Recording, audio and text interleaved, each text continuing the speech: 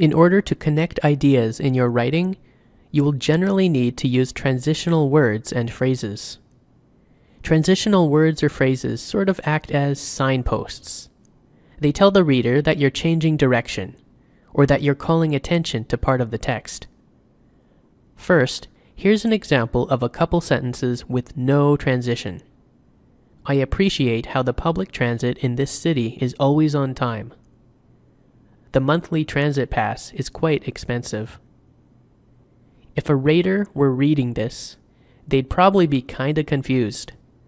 What's the relation between the two sentences? Or are they just random statements? What was the writer trying to express? Now let's add a transition and see if things get more clear.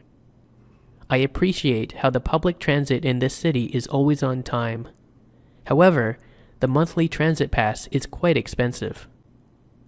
Do you see how that makes more sense now?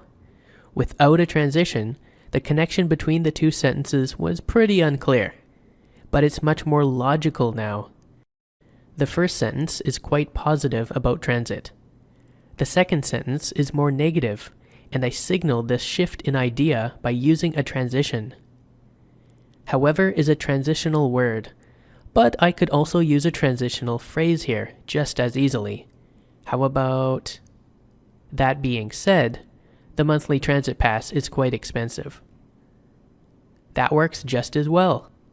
Whether you use a single word or a phrase, the important thing is to use some sort of transition in order to more clearly connect your ideas for the reader.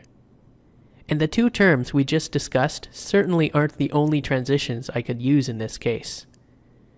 Yet, on the other hand, or even unfortunately, could also work. There are plenty of transitions to pick from. Of course, you don't need to use transitions between every single sentence. But whenever you'd like to express a shift in ideas between sentences, that's when you should use transitions. Now let's look at some transitions in a couple sample responses. First, here's an example from task 1. Your local park is well used for picnics, parties, dog walking, and sport events. There are signs that tell people not to throw garbage on the ground, but people still do this. As a result, the park is full of garbage. Write an email to the city administration in about 150 to 200 words.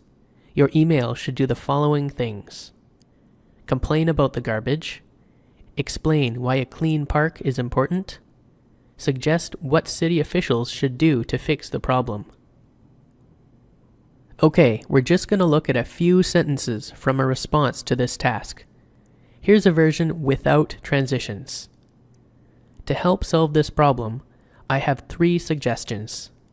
I suggest that you put more rubbish bins around the park so people don't have to walk as far to put rubbish in them. You should increase the number of staff members who collect the rubbish. Without anything connecting the ideas between sentences, this looks a bit disjointed. What would it look like if transitions were used? Which ones might you use? Here's a hint about where the transitions would go. I'll give you a few seconds to think about it. So, what would you have suggested? How about firstly or secondly? Since this part of the response was a list of suggestions, transitions like this work well to indicate that each sentence is a separate item in the list. Let's look at an example from task 2 now. The city wants to lower monthly bus passes from $80 to $50 for adults. The city will make extra money for transit services by charging more for parking rates downtown. The city is asking your opinion of the change. Choose the option that you prefer. Explain the reasons for your choice. Why do you prefer your choice? Write about 150 to 200 words. Option A. I agree that the adult monthly bus pass should change to $50. Parking rates should increase. Option B. I prefer the bus pass to stay at $80. Parking rates should remain the same. And now, here are just a couple sentences from a response to this task. This writer supports option A. They want bus fares to go down. First, Here's a version without transitions.